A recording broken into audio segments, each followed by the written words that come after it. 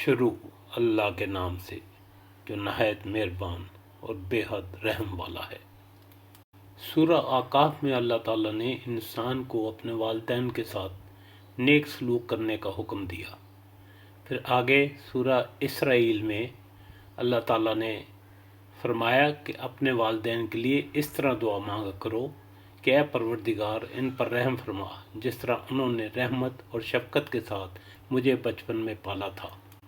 سورۃ ابراہیم کی یہ دعا نماز کا حصہ ہے اور ہر نمازی اسے تشہد میں بیٹھ کر ضرور پڑھتا ہے اور دعا کرتا ہے کہ اے پروردگار مجھے، میرے والدین اور تمام ایمان لانے والوں کو یوم حساب معاف فرما دیجیے گا۔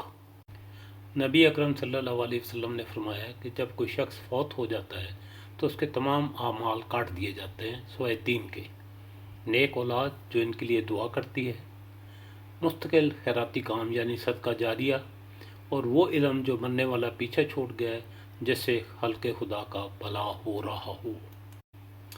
والدین کے لیے دعا کرنا انتہائی افضل کام ہے۔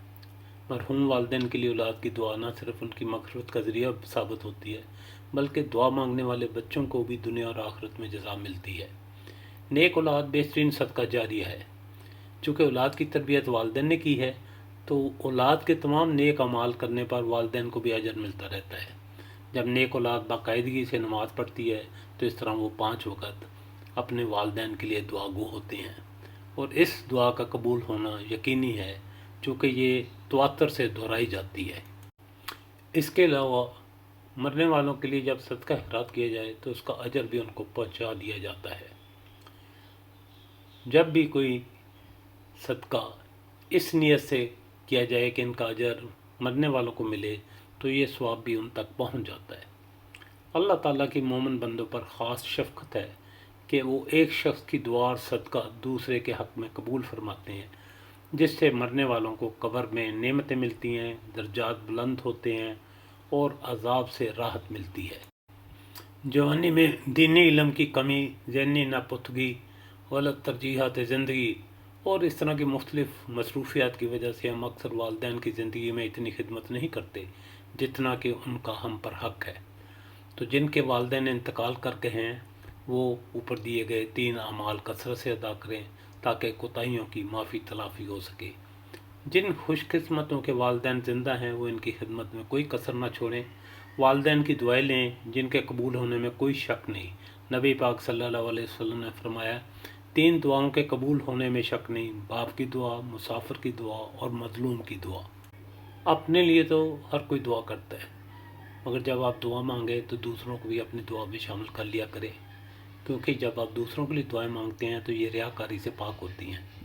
حدیث مبارک صلی اللہ علیہ وسلم ہے کہ سب دعاؤں سے بڑھ کر جلد قبول ہونے والی دعا وہ ہے جو غائب کے لیے ہو۔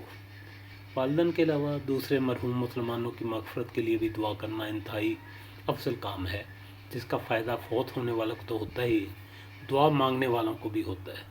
یاد رہے کہ مرحومین کو دعاؤں کی بہت ضرورت ہوتی ہے۔ حدیث پاک میں ہے کہ جب کوئی مسلمان دوسرے کے لیے دعا کرتا ہے تو اللہ تعالیٰ کے فرشتے کہتے ہیں یہی چیز اللہ تعالیٰ تجھے بھی عطا فرما دے۔ ہر مسلمان کے لیے کسی بہتری کی دعا کرنا در حقیقت فرشتوں سے اپنے لیے دعا کروانے کی ایک یقینی تدبیر ہے۔ سب سے بہتر درجے کی دعائیں وہ ہیں جو آپ کماتے ہیں۔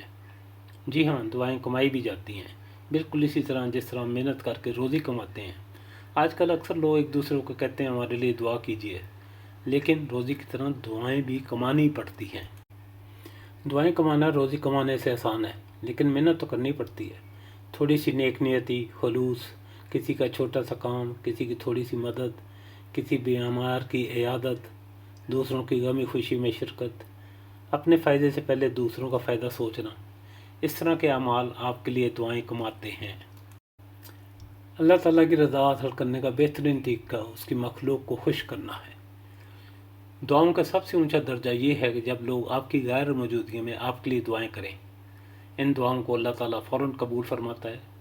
جس کے لیے دعا مانگی جا رہی ہوتی ہے اس کو تو پتہ بھی نہیں ہوتا، لیکن جب اللہ تعالیٰ کا فضل و کرم برسنا شروع ہوتا ہے تو محسوس کیا جا سکتا ہے کہ آپ سے آپ کا رب راضی ہو گیا ہے۔ اس سے سستا اور بہتر سودا ہو ہی نہیں سکتا کہ آپ کی دعا کی بدولت کسی کو قبر میں نعمت مل جائے، اس کا درجہ بلند ہو جائے، اسے عذاب سے نجات مل جائے۔ اللہ تعالی ہمیں اپنی دعاؤں میں دوسروں کو شامل کرنے کی توفیق عطا فرمائے۔ آمین ثم آمین۔ یہ باتیں اپنی اولاد کے ساتھ بھی شیئر کریں، اس طرح بچوں کی نیک تربیت کر کے اپنے لیے صدقہ جاریہ کے اسباب بنائیں۔